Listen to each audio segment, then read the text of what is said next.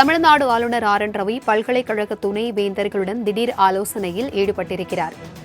உயர்கல்வியின் தரம் குறித்து ஆலோசனை மேற்கொள்வதாக தற்போது தகவல்கள் வெளியாகியிருக்கிறது. இதுகுறித்தான கூடுதல் விவரங்களுடன் இணைகிறார் எமது செய்தியாளர் நந்தினி. வணக்கம் நந்தினி. துணை வேந்தர்களுடன் ஆளுநர் ஆர் என் ரவி திடீர் ஆலோசனையில் ஈடுபட்டு வருகிறார்.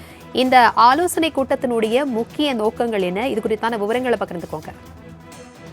பிரபாவதி, பல்கலைக்கழக துணைவேந்தர்களுடன் தமிழக ஆளுநர் ஆர் என் ரவி தற்போது திடீர் ஆலோசனை மேற்கொண்டு வருகிறார்.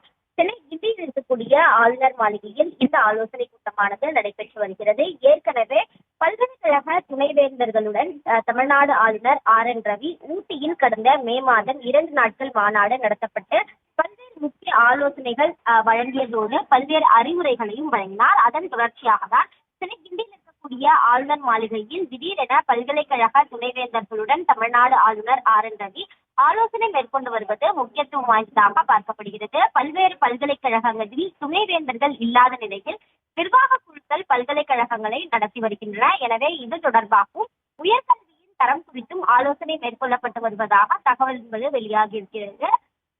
அது மட்டுமல்லாமல் பொறியியல் கல்லூரிகளில் நடந்த முறைகேடுகள் தொடர்பாகவும் பல்கலைக்கழக துணைவேந்தர்களுடன் தமிழ்நாடு ஆளுநர் ஆர் என் ரவி விரிவான ஆலோசனை மேற்கொள்வார் என எதிர்பார்க்கப்படுகிறது. குறிப்பாக பல்கலைக்கழகங்களில் துணைவேந்தர்கள் இல்லாத பல்கலைக்கழகங்களில் துணைவேந்தர்களை நியமிப்பது, அதே போன்று உயர்கல்வியின் தரத்தை மேலும் அதிகரிப்பது உள்ளிட்ட பல்வேறு முக்கிய விஷயங்கள் குறித்து ஆலோசனை மேற்கொள்ளப்பட்டு முக்கிய முடிவுகள் எடுக்கப்பட வாய்ப்பிருப்பதாக குறிப்பிடப்பட்டிருக்கிறது. அந்த வகையில் தான் சென்னை கிண்டியில் இருக்கக்கூடிய ஆளுநர் மாளிகையில் பல்கலைக்கழக துணைவேந்தர்களுடன் தமிழ்நாடு ஆளுநர் ஆர் என் ரவி திடீர் ஆலோசனை மேற்கொண்டு வருவது குறிப்பிடத்தக்கது.